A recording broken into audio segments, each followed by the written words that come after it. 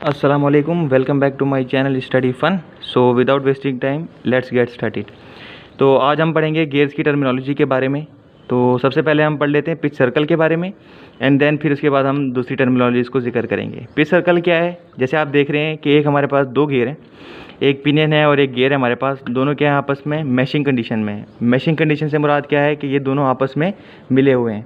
अगर आप गौर से देखें तो क्या होता है कि जब दो गियर आपस में मिलते हैं तो वो देख रहे हैं कि इनका एक कॉन्टैक्ट पॉइंट होता है।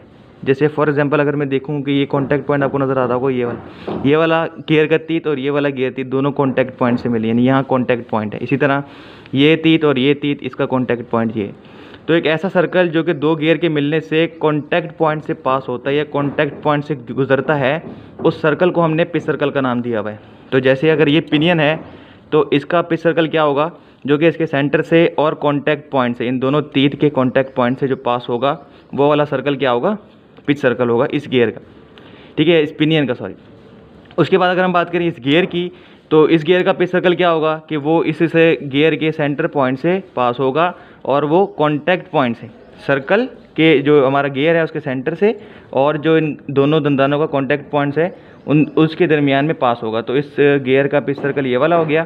और इसी तरह अच्छा, पिच सर्कल की हमने बात की थी कि जो इस गियर के सेंटर पॉइंट से और जो दंदाना है उसके सेंटर से पूरा का पूरा एक सर्कल पास हो रहा था, जिसे हमने पिच सर्कल का नाम दिया हुआ था।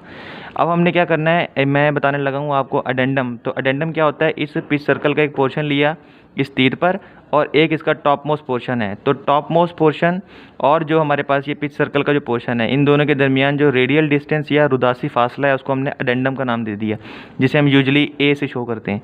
दूसरा हमारे पास क्या है कि इस पिच सर्कल का पोर्शन से इस डिडेंडम, यानी कि जो हमारे पास जो बॉटम मोस्ट पार्ट है, बॉटम मोस्ट पार्ट से मतलब जितना इसका निचला हिस्सा, ये वाला इसका बिल्कुल निचला हिस्सा है तीत का, और ये इसका क्या है? पिच सर्कल का पोर्शन। तो पिच सर्कल पोर्शन और जो बॉटम मोस्ट पार्ट है तीत का गियर के, उसके दरमियान जो रुदासी फासला और रेडियल डिस्टेंस है उसको हमने डिडेंडम का नाम दे दिया। तो एडेंडम क्या है? इस पिच सर्कल से टॉप मोस्ट का जो रुदासी फासला है उसको एडेंडम का नाम दिया है, और इस पिच सर्कल से जो है जो बॉटम मोस्ट पार्ट के दरमियान जो है रुदासी फासला, उसको हमने डिडेंडम का नाम दिया है। अच्छा, एक हमारे पास है अडेंडम सर्कल और दूसरा हमारे पास होता है डिडेंडम सर्कल। तो जो तीत के बिल्कुल टॉप मोस्ट पार्ट से, यानी कि टॉप मोस्ट पोर्शन को मिलाने से एक सर्कल हमारे पास बनेगा, जो कि गियर के सेंटर से कहाँ तक होगा? गियर के सेंटर से शुरू होगा और हमारे पास जो है इख्तिताम कहाँ होगा इसके? जो हमारे पास गियर की तीत का जो टॉप मोस्ट पार्ट है, उस सर्कल को हमने नाम दे दिया अडेंडम सर्कल का। इसी तरह एक होता है डिडेंडम सर्कल, जो कि इसी गियर के सेंटर पॉइंट से शुरू होगा और जो इस गियर का जो सबसे निचला पार्ट है, बॉटम मोस्ट पार्ट, उससे एक तमाम बॉटम मोस्ट पार्ट जो गियर के तीत के हैं सबको मिलाने से एक सर्कल बनेगा, जिसे हमने किसका नाम दे दिया? डिडेंडम सर्कल। तो अडेंडम सर्कल एक ऐसा सर्कल है जो तमाम अडेंडम को मिलाने से बनेगा, और डिडेंडम सर्कल एक ऐसा सर्कल है जो कि तमाम बॉटम मोस्ट पार्ट को जो हमारे पास गियर के तीत के हैं उनको मिलाने से बनेगा, उसको हमने डिडेंडम सर्कल का नाम दे दिया। अच्छा, अब बात कर लेते हैं हम बैकलैश की। बैकलैश क्या है? देखिए, जब दो दंदाने आपस में मिलते हैं या मैश करते हैं तो क्या होता है? इन दोनों के दरमियान थोड़ी सी खला रहती है। अब खला कैसी है? आप ये देखें कि ये जो टूथ की जो खला, यानी कि टूथ की स्पेस है, ये टूथ स्पेस से मुराद ये है कि किसी दंदाने के दरमियान कितना फासला है, वो टूथ स्पेस होती है।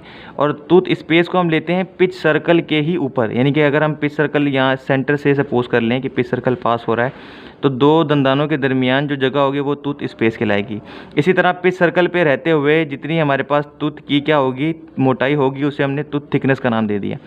तो होता क्या है? बैकलैश क्या है कि ये जो हमारे पास खला है दो टूथ के दरमियान, और जो तीत है जो इस खला के दरमियान आके मस हो रहा है या फिर मिल रहा है, उसकी क्या हो गई? थिकनेस हो गई। तो टूथ स्पेस और टूथ थिकनेस के दरमियान जितना आपको फ़र्क नज़र आ रहा है उसको हमने क्या नाम दे दिया? बैकलैश का। या फिर कह सकते हैं कि जो टूथ की मोटाई है वो दो टूथ के दरमियान जो खला है उससे थोड़ी सी क्या है? कम है टूथ की जो मोटाई है, तो उसे हमने क्या दे दिया? जितनी हमारे पास ये खला आ रही है उसको हमने बैकलैश का नाम दे दिया। नेक्स्ट होता है क्लियरेंस। क्लियरेंस क्या है कि अगर आप देखें तो ये ऊपर वाला जो गियर है उसके जो टॉप मोस्ट पोर्शन है इस गियर का, अगर मैं इसको थोड़ा ऊपर करूं तो आप देखें अडेंडम, यानी कि ये जो हमारे पास है टॉप मोस्ट पार्ट गियर का। इस तरह ये छोटा गियर है, इसका हमारे पास ये पोर्शन है जिसे हम बोलते हैं क्या? डिडेंडम, यानी कि बॉटम मोस्ट पार्ट। तो क्या होता है? इस गियर का अडेंडम और इस गियर का डिडेंडम के दरमियान थोड़ा सा फ़र्क होता है, ये फासला होता है, उस फासले को हमने क्लियरेंस का नाम दे दिया।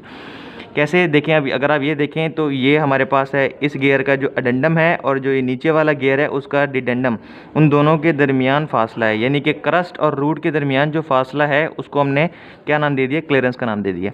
और ऐसा सर्कल जो कि मिलने वाले गियर के अडेंडम से पास होगा, यानी कि इस गियर के सेंटर से और जो मिलने वाला गियर है उसके अडेंडम से अगर हम एक सर्कल पास करें तो उसे हम क्लियरेंस सर्कल बोलेंगे।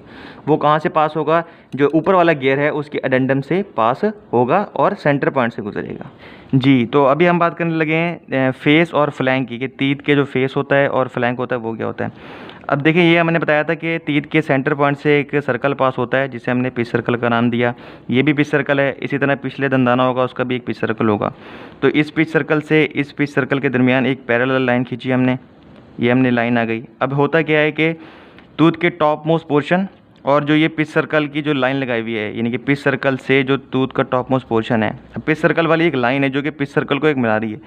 तो इस लाइन से जो पिच सर्कल को मिला रही है टॉप मोस्ट पोर्शन यानी एडेंडम, टॉप मोस्ट पोर्शन तक का जो बेसिकली ये पोर्शन बनेगा, ये सारा रीजन, इस रीजन को हम क्या बोलेंगे, फेस का नाम देंगे। इसी तरह हमारे पास इसी पिच सर्कल को मिलाने वाली लाइन से बॉटम मोस्ट यानी कि जो निचला हिस्सा है तीत का, उसके दरमियान जो पोर्शन बनेगा, ये सारा नीचे नज़र आ रहा होगा आपको सारा पोर्शन, ये हमारे पास फ्लैंक है। तो फेस क्या है हमारे पास, दो ये हमारे पास है कि जो हमारे पास पिच सर्कल हैं उनको मिलाने वाली लाइन और जो टॉप मोस्ट पार्ट है उसके दरमियान जो रीजन है उसको हमने फेस का नाम दिया है। और इसी तरह जो हमारे पास मिलाने वाली लाइन है पिच सर्कल को और हमारे पास जो तीत का बिल्कुल बॉटम मोस्ट पार्ट है उसके दरमियान जो रीजन बन रहा है उसको हमने फ्लैंक का नाम दिया।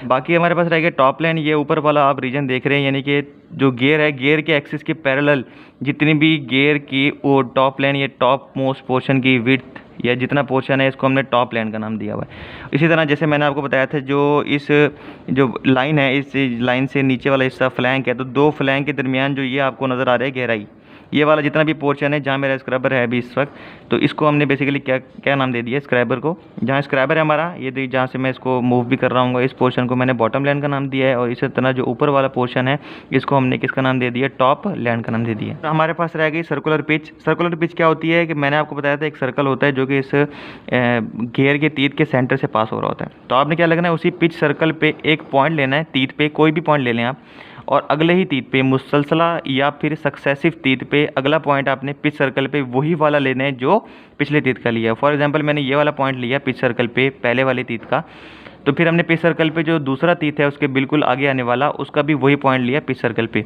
तो यहाँ से लेकर यहाँ तक इन दोनों के दरमियान जो फासला होगा उसे हमने सर्कुलर पिच का नाम दिया।